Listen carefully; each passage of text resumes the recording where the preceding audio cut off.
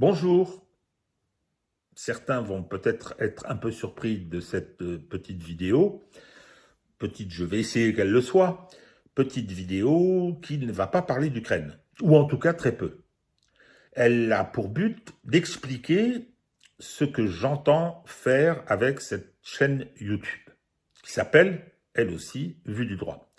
Alors, Vue du droit, au départ, c'est un blog que j'ai créé, lancé il y a maintenant 10 ans, à la fin de l'année 2012 et au début de l'année 2013, sur lequel j'ai publié, je crois, 788 articles. J'ai fait une petite addition l'autre jour, c'est pas mal, hein, et qui avait pour objectif de porter un regard critique sur l'actualité à partir de ma compétence juridique et judiciaire. Je donne les deux termes parce que je suis un praticien qui a une longue vie professionnelle d'avocat et aussi une vie universitaire, et que par conséquent, cette expérience pouvait peut-être permettre de donner de l'information et une information intéressante. Alors, les sujets abordés étaient parfois purement juridiques, mais ils étaient aussi souvent des sujets de société sur lesquels la dimension juridique et judiciaire devait être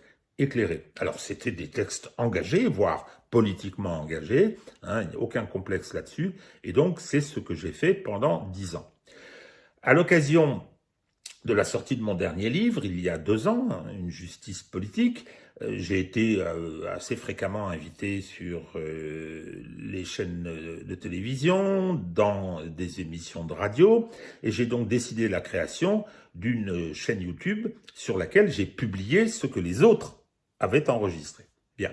Et puis, je me suis dit, pourquoi pas utiliser ce support, différent du support écrit, complémentaire du support écrit, pouvant toucher des personnes qui ne sont pas adeptes nécessairement de la lecture, eh bien, j'ai commencé à publier des vidéos propriétaires. Je crois que c'est comme ça qu'on dit, des vidéos que j'enregistrais moi-même. Et puis est arrivée la guerre en Ukraine. Avec Sylvain Ferreira, remarquable historien militaire, nous avons décidé de faire une émission d'information hebdomadaire qui a rencontré, je crois, son public.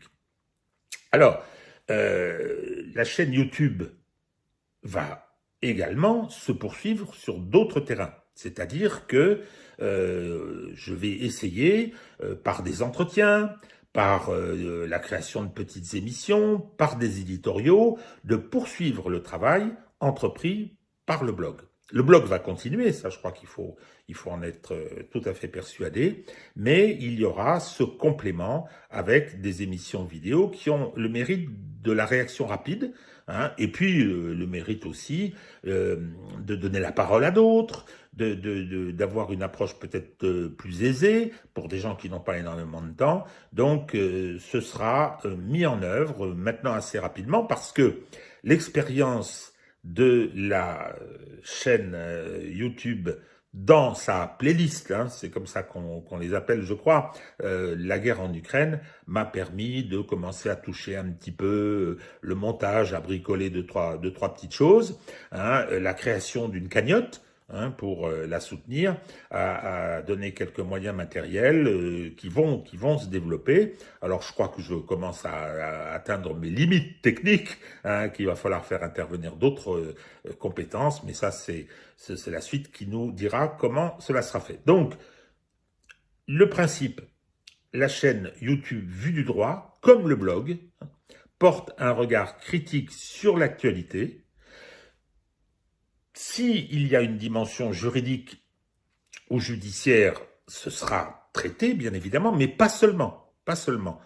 Alors la guerre en Ukraine, par exemple, il y a bien évidemment des dimensions juridiques, de droit international évidemment, et que nous essayons également d'éclairer, mais il y a également des problèmes factuels, et puis il y a d'autres compétences, et en particulier je pense à celle de Sylvain Ferreira, notre historien militaire, je le répète à chaque fois, eh bien cette compétence permet de traiter les choses, les faits sous un autre angle.